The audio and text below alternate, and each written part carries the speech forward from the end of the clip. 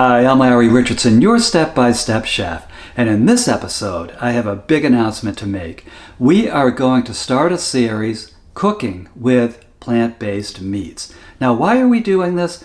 We're doing it because making plant-based meats takes a lot less energy than making animal-based meats. Less energy means less fossil fuels, less greenhouse gases, less global warming, and less climate change.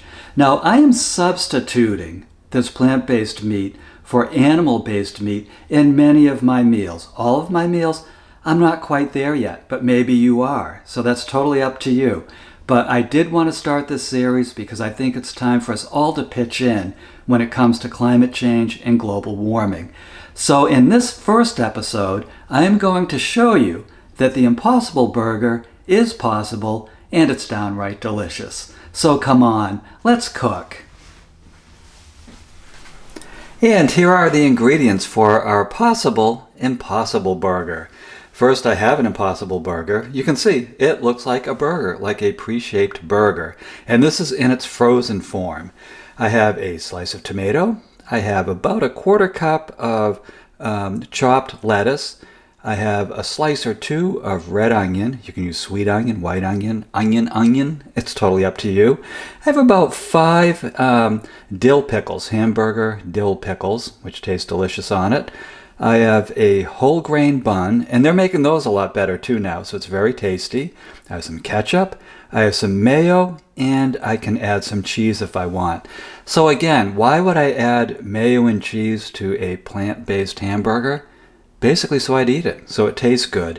And I can tell you one thing, when I make this, it takes away an awful lot of my urge to go and pick up a fast food hamburger. Honestly, I used to get a fast food hamburger just about every Friday out of habit, but when I eat this, I don't really need it. It's something that they put in this plant-based burger, I think it's called flavor, that makes me really not desire a lot of the junk food that I used to desire. So this is the basics. Usually when the step-by-step chef prepares a recipe, I would actually show you how to chop everything for the recipe, but in this case, it's a burger.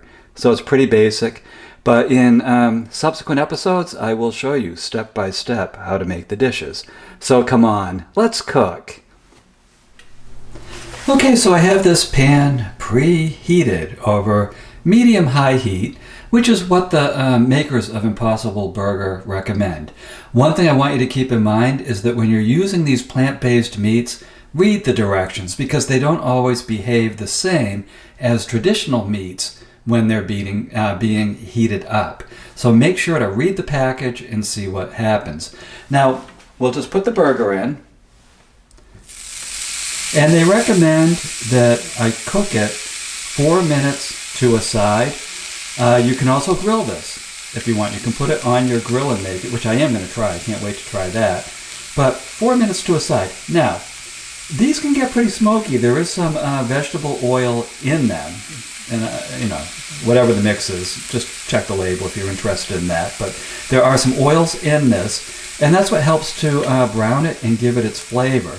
So it may smoke some. You might have to put on your fan, your vent fan. You may have to turn the temperature down a little bit and increase the cooking time a little bit. But when you're done, this is going to be quite tasty. So I am going to basically pan fry this 4 minutes to a side, and I'll be back when I flip it so you can see what it looks like on the other side. Okay, so here we are 4 minutes later. It's cooking. You can see these things do smoke. I mean, they just do. So you're going to have to use your vent fan and kind of get that smoke to dissipate. But here's what it looks like when you flip it. Here we go. It looks like a well-done hamburger. Now, just like a real hamburger, which I tell you over and over in my other step-by-step chef series, ding, which you do want to check out, don't press down with the with your spatula because it will take the juice out of it. And in this case, it'll probably just make it scorch even faster. If it really gets to smoking, you can turn the heat down and just cook it a little bit longer. Another option would be to have the heat on medium-low and maybe cook it 6 to 7 minutes per side, which will make it a little bit less smoky. So this is going to cook for 4 more minutes on that side, and again, that's from its frozen state, and it will be done that fast. If you have a stove that is a little bit unreliable, you might want to cook it a little longer if you run on the cool side, just to make sure that it cooks the whole way through. Now, the other thing I want to tell you is that the aroma of the Impossible Burger, it's not really like a regular hamburger, a meat hamburger, when you cook it, a beef hamburger. It's a little bit more like grilled beef and beets. There's a little beet undertone to it. It's plant-based, so of course it's gonna have an aroma a little closer to plants. But again, when you put this on a bun and you add the toppings, the texture is perfectly like real meat, and to me, the taste is too. Now, if the taste isn't to you, then try a few other versions of this.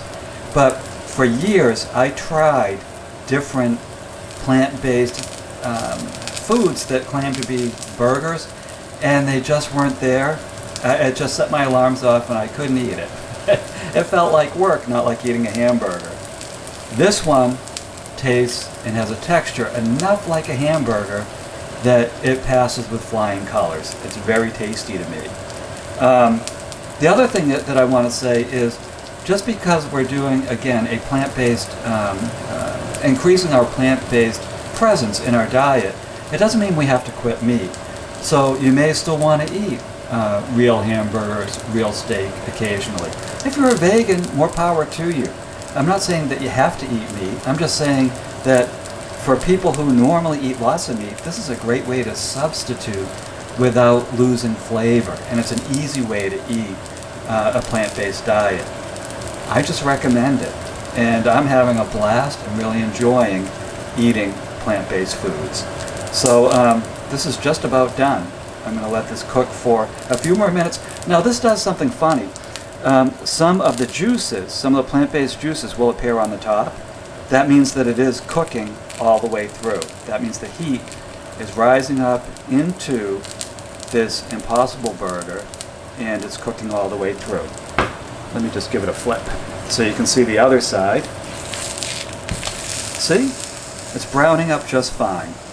And I'm going to finish this. It has about 1 more minute, and then I'm going to meet you over at the hamburger building station. So I'll be right back. Okay, so here comes our burger. Yum. That looks tasty because it is tasty. So I'm just going to put it on the bun. Then I'm going to put a little bit of mayo on this because I want it to taste, honestly, I want it to taste like a Whopper. This helps to take care of my urge for fast food. Just a little bit of mayo. Again, you can leave the mayo out completely. I don't always have hamburgers with mayo, but for some reason I love when these taste like, I guess, fast food. That's how I get it out of my system. On the burger, I'm going to add some cheese. Cheese optional. Do you want cheese with that? No, thank you. You can say that. You can say no, thank you. Or have some cheese with it. Again, this is plant-based. We're just trying to increase our plant-based intake. So just a little cheese adds a little flavor. And you could have added the cheese when the burger was cooking. You can put it on the top after you flip it and have it melt on the griddle. Now here comes our tomato. We got our onions, and you can put this in any order you want. I'm not your cooktator. I just like to give you ideas of some things to cook and how to do it. And we'll add some pickles. Yep. I'll put some lettuce on. And what I recommend is that you remember that this is a plant-based meat. It's a protein. It doesn't count as a vegetable. So you'll probably want to have a salad or something like that with this. You can also have like a baked potato, something healthy, a healthy form of potato with it. There's a number of options. It's totally up to you. But think a healthier diet. Like I told you, this has really replaced my urge for junk food, and that's a huge plus. That's a huge plus to me. I know my doctor's going to be happy to hear that. I'll just put some ketchup on it. Ooh, yeah, and I love my ketchup. Yeah, I love my ketchup. In fact, I think this is ketchup. This is a ketchup burger with a burger underneath it. And then all I do is put the top on and press it down. And there you go. You have a delicious Impossible Burger. So look at what you just did. You just made this delicious plant-based Impossible Burger. And I want you to try this. And if the Impossible Burger isn't quite right for you, and it absolutely works for me. No endorsement, but it does work for me. Try out a number of different plant-based burger patties. It'll be good for the world, for the earth, and for your health. And they're very tasty. It'll be good for your spirit, especially if it gets you to stop eating fast food like I was. Now, the other thing I want you to do is go to my website, stepbystepchef.com. There you're going to find well over 275 step-by-step recipes where I show you how to make things one step at a time. And they're not plant-based. They're not all plant-based. They're soon to have some plant-based mixed in, but a lot of them do have just traditional, they are traditional dishes. And I think you'll enjoy them. I loved making the videos, and I hope you'll buy the books too. I'm going to make a book based on these plant-based recipes I'm going to share with you too. So I hope you'll buy the book too, because it helps the earth, it helps you, your family, your friends, and it helps me to keep making these videos. So I hope you'll check them out. So again, my name's Larry Richardson. I am your step-by-step chef, and I'll see you in the next episode.